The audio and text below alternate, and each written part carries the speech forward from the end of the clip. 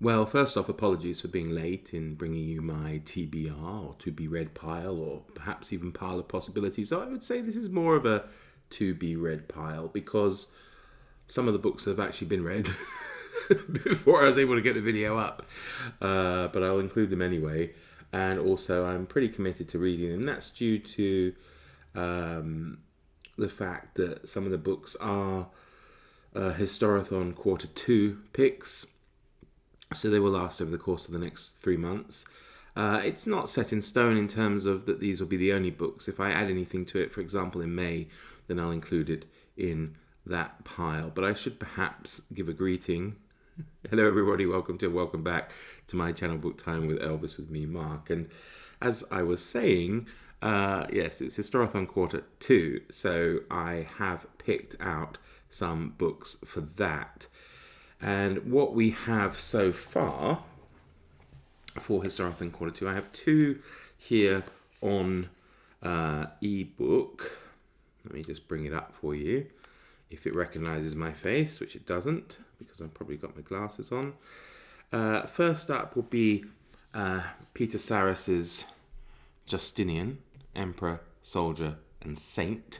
I came to it through the wonderful podcast Empire, where he was a guest star talking about the empresses Helena and Justinian's wife Theodora, and it sounds really fascinating. So I think that's a great pick for HISTORATHON Q2, which I should mention. I'm so out of practice doing this. Which I should mention is a year-long reading event started by Vin from Revenant Reads with a host of other wonderful co-hosts, of which I count myself lucky to be part of, although my participation has been a bit, I didn't want to say sketchy, seems the wrong word, up and down of late, but I plan to, of course, get back into that. So I'll leave all details to all the events and everything down below, of course.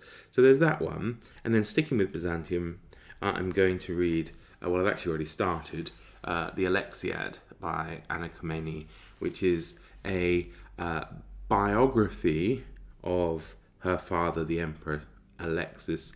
And of course, that fits in nicely with another reading event, which is People in April. I have, and of course, Justinian as well, of course, fits in with that too. So I'm very cleverly doubled up on a few things here, which I'm quite pleased about. I do have one more People in April, but I think it will wait until I go through a little bit of the other HISTORATHON picks, and you will understand why I've done that. So now I'm not planning, as I say, on maybe getting through all these in 1 month. These books also work for maybe Spring into Adventure, which is a 2-month long reading event throughout April and May in the nonfiction section, which is supposed to be the last week of April, but we'll see whether we just repeat the prompts through May or just extend it out and see how it goes. But they are the 3-volume Penguin Classic Stephen Runciman History of the Crusades there, starting off with the First Crusade, moving through to the Kingdom of Jerusalem, and ending with the Kingdom of Acre. There we go there. So those 3 I'm really looking forward to. I've read them in the past, and I really like Stephen Runciman's style, so that will be fun. And I find Stephen Runciman an intriguing figure, which brings me to my final People in April pick, which is a biography of Sir Stephen Runciman, Outlandish Knight, The Byzantine Life of Stephen Runciman by Minu Dinshaw, which I haven't got the blurb in front of me, but it sounds absolutely fascinating. I've always known he had an interesting life, but this sounds really remarkable. He had a very long life as well. I think he was well over 90 when he died.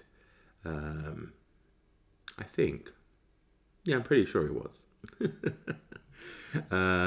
In fact, it probably tells me on the back of one of these penguins. It might give me little bit about the life of, yeah, he was well over 90, 97 in fact, or maybe 96 depending on the month. Stephen Runciman, 1903 to 2000. So, yeah, and he did a lot of stuff in that life. So I'm really, really intrigued to check that out. And I suppose, I don't know if my fellow co-hosts will agree with me, because there's also the reading event, No Place Like Rome. Now, I don't know if that, actually, I didn't check if it just included ancient Rome or not.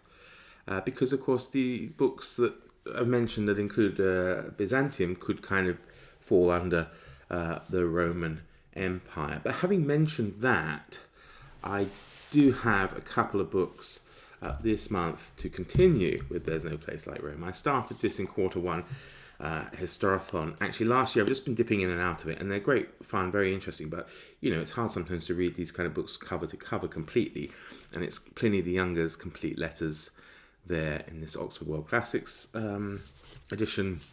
And then for one of my Patreon book club picks this month, the nonfiction pick was Marcus Aurelius's Meditations, which I read already this week, and it was interesting. It was really interesting, although I'm not a huge philosophy person really, and there were interesting reflections, especially, of course, they're done by a Roman emperor and written so long ago.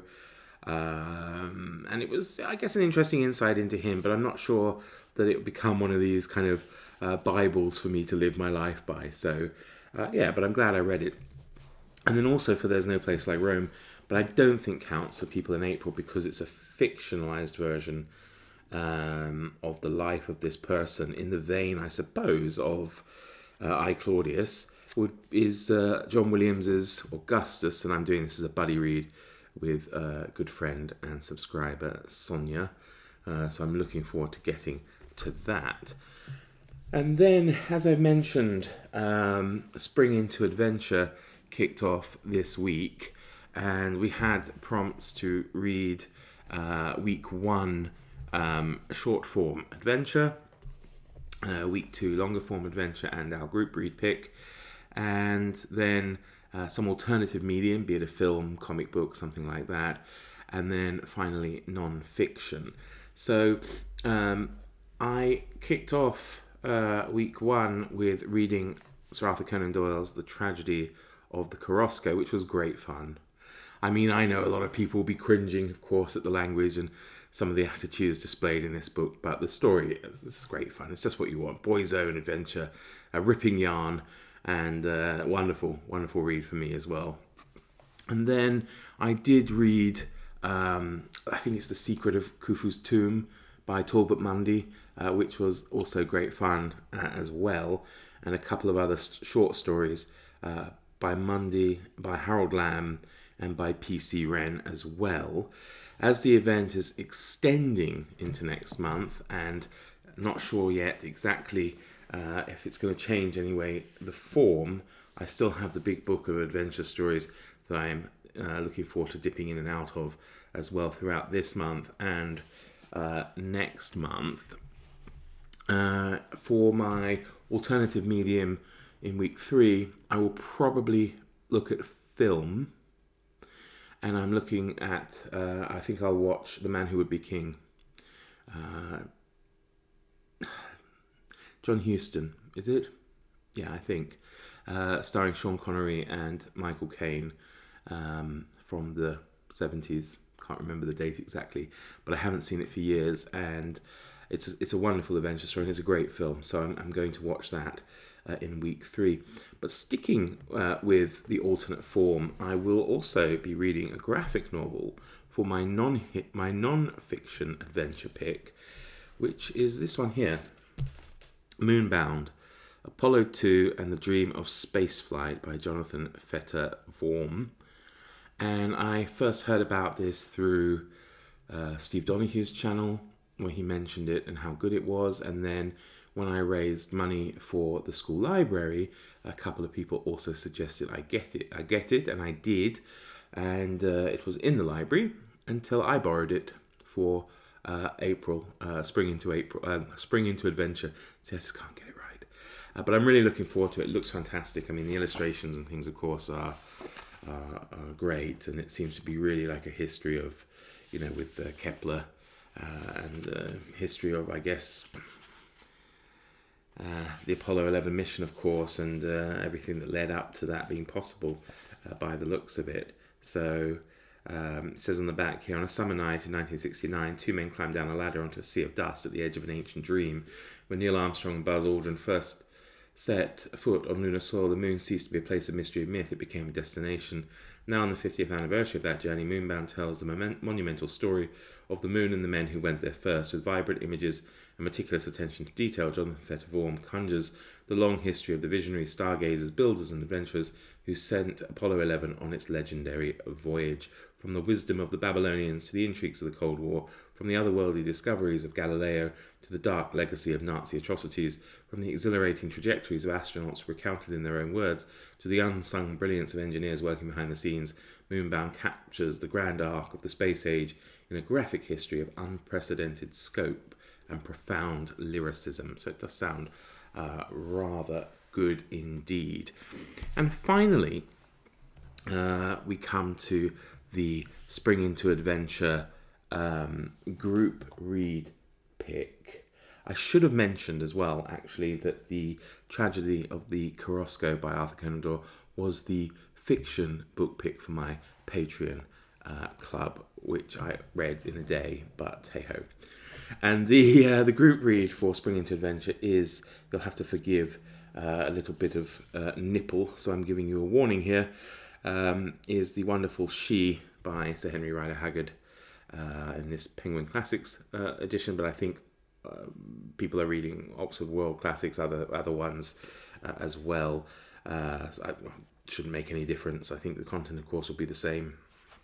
And handily, of course, it's written for us in Greek. But I started this last night. I've read it before, but it's been so long I didn't remember the Latin and Greek parts at the beginning, which is kind of interesting, but also cool because it shows that Haggard has really kind of created artifacts and things and an origin really for the myth and whatnot that appears in this book. So far it's great and a real page turner, but that was to be expected.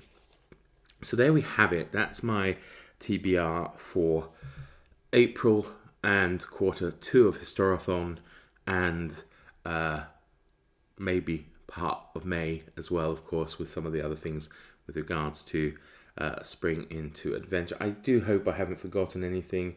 It's perfectly possible, but I'm sure you'll be understanding. So thanks for watching. Do take care, everybody. See you all soon. Bye.